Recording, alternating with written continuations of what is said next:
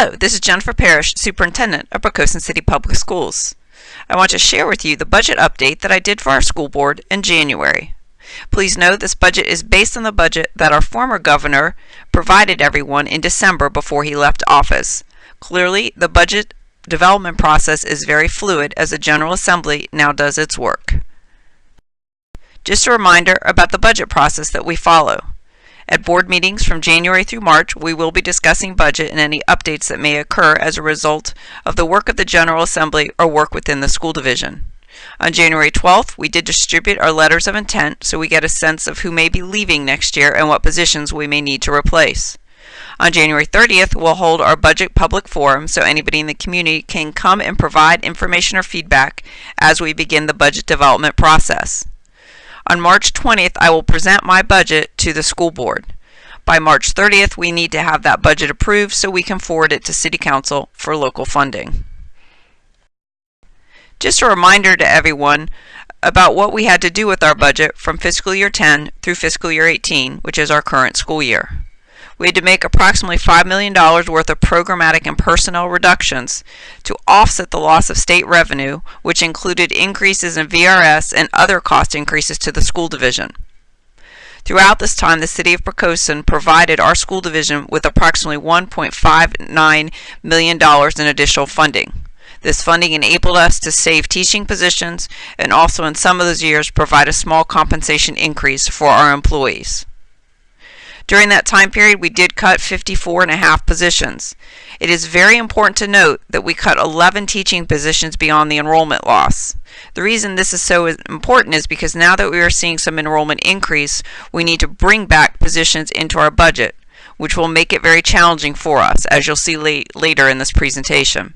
And finally, we did ultimately have to eliminate 2 instructional programs in fiscal year 12 and 13 because we simply had nowhere else to go.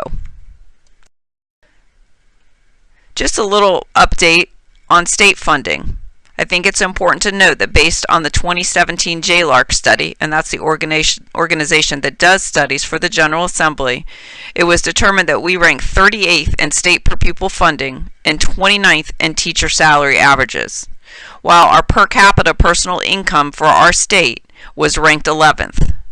Also, the percentage of public K-12 education share of the state general fund has dropped from 35% to 29%. So in other words, our piece of the general fund pie has become smaller. Do know that much of this is due to the increase in Medicaid costs. And finally, again, I want to make sure everybody understands that all state school construction funds, and this includes any funding to support facility maintenance, were eliminated early in the recession.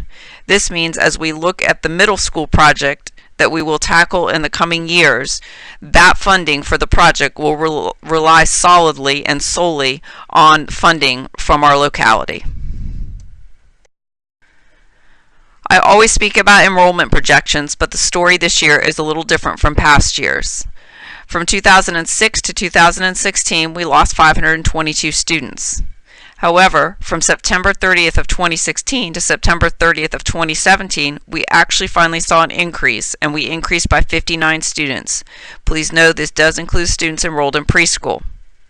The Weldon Cooper Center is projecting an increase of another 36 students for fiscal year 19 or next school year. We are not going to finalize our projected enrollment until after we have kindergarten registration in February, so we can get a better sense of how many kindergartners may be joining us next year. Certainly seeing an increase in enrollment is good news because it does assist us with an increase in state funding. But as I mentioned earlier, it does mean we also need to increase our teaching positions to accommodate the new students. Now I'd like to talk very briefly about what is called the Caboose bill. This is a bill that the General Assembly works with as they make adjustments to the current budget for the state, which obviously would include funding for our school division. Each year they have to make tweaks to that budget, and that does change our anticipated revenue from the state. This year, though, there is some good news in that area. As I mentioned on the previous slide, we saw an increase in enrollment. That increase was unexpected for us. What you see here is that would provide us with an additional $207,000 into our budget. Know that this number may change because they will not determine exactly how much funding we receive for our students until the end of March, so it will be based on that ADM at the end of that month. Now, as a result of that increase in enrollment, we had to hire 2 teachers in late August. That came at a cost of $140,000. Again, as I mentioned earlier, when we start to see the increase in enrollment, it does mean we need to begin to increase our teaching positions. This means we have $67,000 remaining this year. Some of those funds will go to cover the cost of the reports that we needed from architectural firms as we did our work towards school consolidation and now the middle school project. Any additional funds will be used for one-time projects this year. Let's talk for a moment about a projected cost increase. You see here a projected cost increase for health and dental insurance at over $260,000. This is based on a 12% increase. We are doing work in the area of our health insurance and are actually going out to bid this year, so it is our hope that this cost increase will not be as high as it is projected now.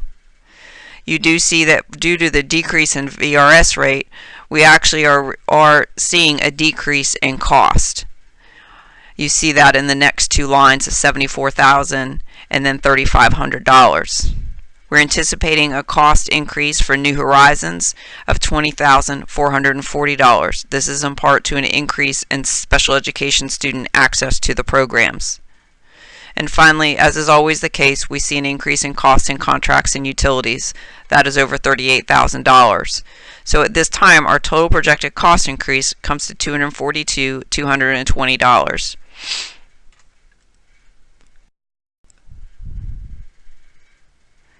So what do we see in terms of additional revenue from the state for fiscal year 19 in the budget that was presented in December?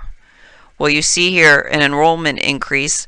Again, that projection at this point of 36 students, but that may change after we do our kindergarten registration, means that we'll receive an additional $158,901.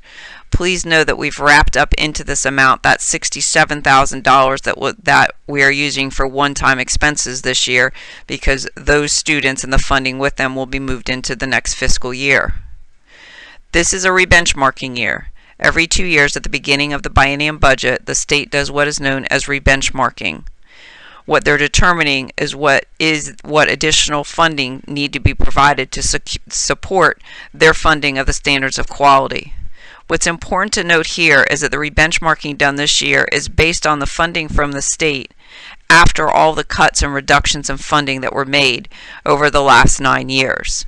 So in other words, they're not rebenchmarking back on the costs of education prior to the recession. And in reality then, not truly rebenchmarking off of the costs that we have as we provide an education to our students. Additionally, remember that SOQ funding only supports about 67% of our teaching positions. You do see here a reduction in the retirement funding being provided to us by the state because of the rate decrease that has occurred this year for VRS. Remember, I noted the savings from that on the previous slide. And finally, we're seeing a slight increase in supplemental lottery per pupil of $6,625. So our net projected state funding increase is just over $400,000. So what you see here is after looking at our projected cost increase of over $242,000 and then our net projected state funding increase of about $400,000, our projected budget increase overall is almost $162,000. Now let's talk briefly about some other considerations for fiscal year 19, or rather for next school year. The first item you see here is the cost to implement the 3rd year of the teacher step plan. As you may well remember, we've been transitioning to a new teacher pay plan. If we were to move forward with it, this would be the 3rd and final year of that transition. It would come at a cost of over $154,000. The next item is the cost of a 1% base pay increase for all of our employees. As you see here, that would be more than $150,000. The cost to add one additional teaching position to our budget comes at a cost of approximately $70,000. Keep in mind that as I talked about in previous slides, we may need to add more than one teacher because it will be dependent on enrollment. So what you see here, if we were to do all three of these things, and again only include one additional teacher, it would come at a cost of over $374,000.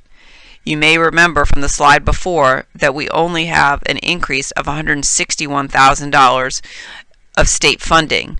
This means we could simply not do all the items above because we have a gap of about $213,000, and as a division we need to have to find that funding to close that gap. Clearly, things may change as a result of the work of the General Assembly, and we are still hopeful that our health insurance costs will go down. But we will not know that for several more weeks. Finally, in summary, as a reminder that we continue to gather budget input from faculty, staff, parents, and community members. Please do not hesitate to let me know your thoughts about the budget whenever you see me, or feel free to call or email me. Also, on our webpage, you will see Let's Talk. There's a budget forum within that on our webpage, which is another way that you can send us feedback about the budget. You can leave your name and phone number, or you can do it anonymously. The budget that I put out on March 20th will be based on all the information that we have at the time, to include our enrollment projections. As you see here, the General Assembly is scheduled to complete its session on March 11th, 2018. It is the long session, so hopefully they will be complete with their work by that date, so the budget that I put out is actually based on what we know will be the budget for next year. Thank you for taking the time to listen to this budget update, and feel free to contact me if you have any questions.